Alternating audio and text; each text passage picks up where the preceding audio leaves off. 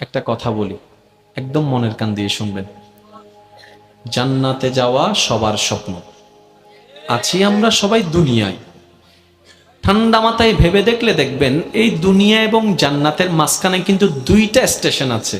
একটার নাম কবর, একটার নাম হাসর। কবরটা কিরকম?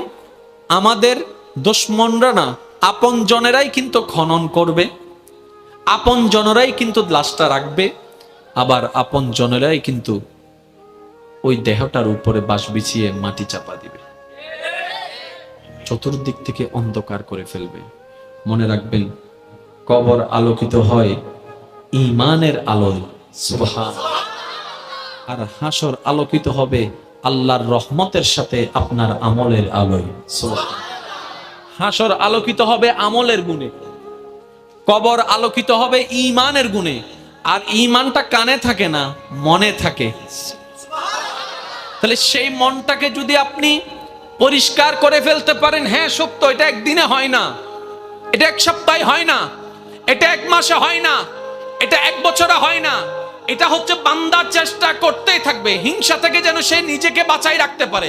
মন চাচ্ছে অন্যের বদনাম করতে, সে জিহ্বাকে কামড় দিয়ে রাখবে।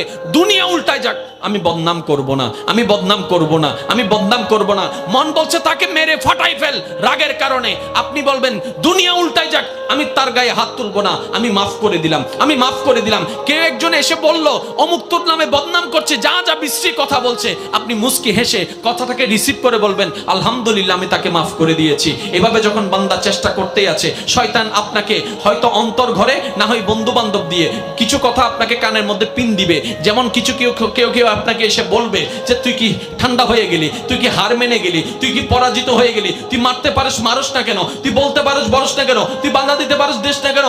আপনি বলবেন দুনিয়াকে খুশি করার আমার দরকার নাই, আমার রবকে খুশি করার দরকার। সুবহানাল্লাহ। মনে রাখবেন ভাইয়ের একটা কথা, সব কিছুর মূলে রব। আপনি ডাইনে থাকেন, বামে থাকেন, সামনে থাকেন, পিছনে থাকেন, এভরিথিং, সব কিছুর মূলে গিয়ে রব।